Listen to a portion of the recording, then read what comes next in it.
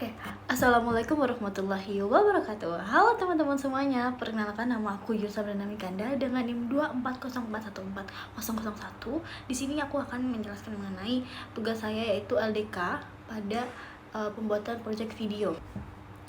Oke, kali ini saya akan bahas mengenai digital wellbeing atau yang bisa dibilang mengenai dunia digital, dimana saya akan mengambil satu kasus nyata, yaitu doom scrolling. Nah, mengapa sih saya mengambil kasus ini?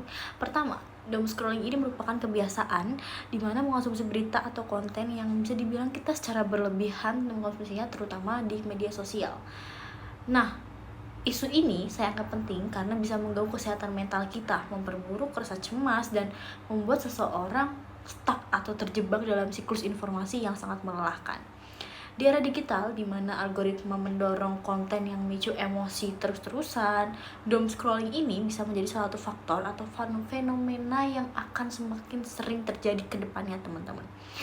Nah, misal nih, saya mengambil satu kasus nyatanya, yaitu seorang mahasiswa yang sering membuka TikTok atau Twitter, ya intinya media sosial, sebelum mereka tidur.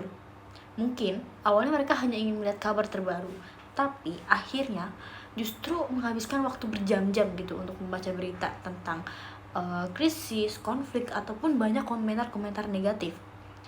Ini itu akan mengakibatkan ia sulit tidur ataupun merasa cemas, dan bisa saja esok harinya mahasiswa ini ketika melakukan kegiatan atau pembelajaran itu tidak fokus.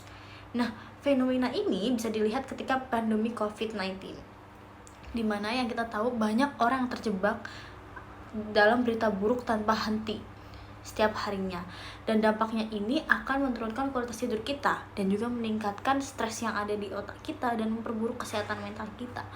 Nah, di level masyarakat ini, kebiasaan ini akan menciptakan atmosfer yang pesimisme dan memperkuat polarisasi, sehingga mengurangi kemampuan warga untuk berpikir kritis ataupun mencari solusi. Daripada memperkaya pengetahuan, doom scrolling ini justru membuat orang tidak berdaya, teman-teman. Jadi ketika kita sudah mengalami gejala-gejala seperti ini, alangkah baiknya ada solusi-solusi yang baik nih, teman-teman. Pertama, kita bisa menetapkan batas waktu untuk membaca berita. Misalnya, sehari kita akan mengkonsumsi berita selama 30 menit sehari, dan harus kita batasi dari diri kita sendiri. Yang kedua, kita bisa menggunakan aplikasi atau fitur screen time untuk mengontrol durasi yang digunakan. HP itu canggih, teman-teman, sekarang. Jadi kita bisa mengatur screen time yang kita butuhkan, misal 3 jam maksimal. Pilih sumber berita juga yang benar-benar seimbang. Jadi bukan hanya sensasional atau asal pilih dan kamu konsumsi, tapi kamu juga harus bisa memilah mana informasi yang benar-benar bisa dipercaya ataupun tidak.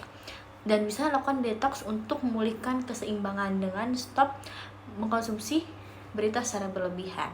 Yang terakhir, kita juga harus menerapkan etika digital dengan menyebarkan informasi yang bermanfaat, bukan malah menambah kecemasan seperti yang lalu-lalu. Sehingga dari rekomendasi saya itu atau solusi saya itu akan membantu teman-teman sendiri ketika mengalami gejala tersebut, bisa pelan-pelan kita keluar dari zona tersebut. Oke? Mungkin itu cukup dari saya.